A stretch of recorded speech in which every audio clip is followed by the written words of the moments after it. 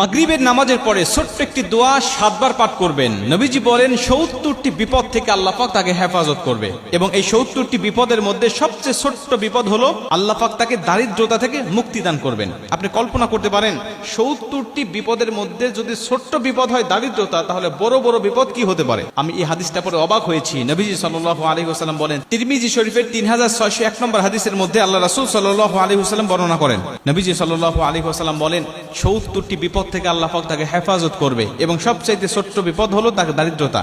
আমরা কিন্তু দারিদ্রতাকেই সবচাইতে বড় বিপদ মনে করি, অথচ নবীজি বলতেন না, এই 70টি বিপদের মধ্যে যত বিপদ আছে সবচাইতে ছোট্ট বিপদ হলো দারিদ্রতা।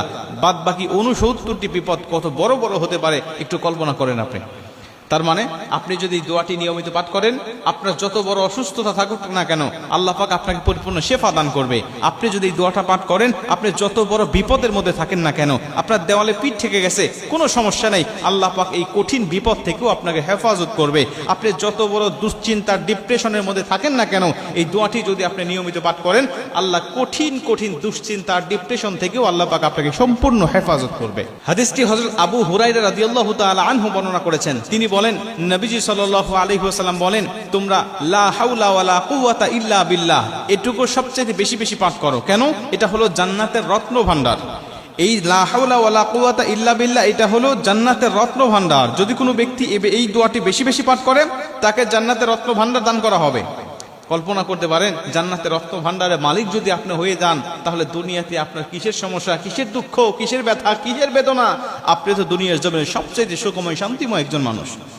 নবীজি বলেন হাদিসের শেষে, এই ব্যক্তি যদি লা হাওলা ওয়ালা কুওয়াতা ইল্লা বিল্লাহ বলার পাশাপাশি যদি আরেকটু যোগ করে বাড়িয়ে দেয়, লা হাওলা ওয়ালা কুওয়াতা ইল্লা বিল্লাহ ওয়ালা মানজা মিনাল্লাহি ইল্লা ইলাইহি, রাসূল সাল্লাল্লাহু আলাইহি ওয়াসাল্লাম বলেন লা হাওলা ওয়ালা কুওয়াতা ইল্লা বিল্লাহর পাশাপাশি ওয়ালা মানজা মিনাল্লাহি ইল্লা ইলাইহি এটুকু যোগ করে যদি কোনো মানুষ তেলাওয়াত করতে পারে, আমল করতে পারে, পাঠ করতে পারে, আল্লাহ পাক তাকে কঠিন কঠিন 70টি বিপদ থেকে তাকে হেফাজত করবে।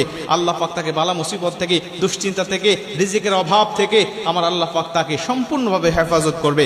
আপনি যত বড় সুস্থ হয়েছেন, ডাক্তারের কাছে ধর্ণা দিয়েছেন, কত চিকিৎসার জন্য আপনি হন্য হয়ে খুঁজতেছেন, কোনোভাবেই আপনার সুস্থতা মিলতেছে না, শেফা গ্রহণ করতে পারতেছেন না। আমি বলি, আপনি ফজরের নামাজের পরে, মাগরিবের নামাজের পরে, অথবা 5 ওয়াক্ত নামাজের পরেই যখনই সুযোগ হবে, যখনই মনে হবে, তখনই আপনি এই দোয়াটা পাঠ করতে থাকেন। একাধিকবার পড়েন, 5 বার, 7 বার, 10 বার, 100 বার পর্যন্ত আপনি তেলাওয়াত করতে থাকেন। ইনশাআল্লাহ আল্লাহর উপরে তাওয়াক্কুল রেখে যদি আপনি এই আমলটা করতে পারেন, আমার আল্লাহ অবশ্যই আপনাকে শেফা দান করবে। আমার আল্লাহ অবশ্যই আপনাকে সমস্ত বালা মুসিবত থেকে হেফাজত করবে। 70টি বিপদ থেকে আল্লাহ পাক আপনাকে মুক্তি দান করবে।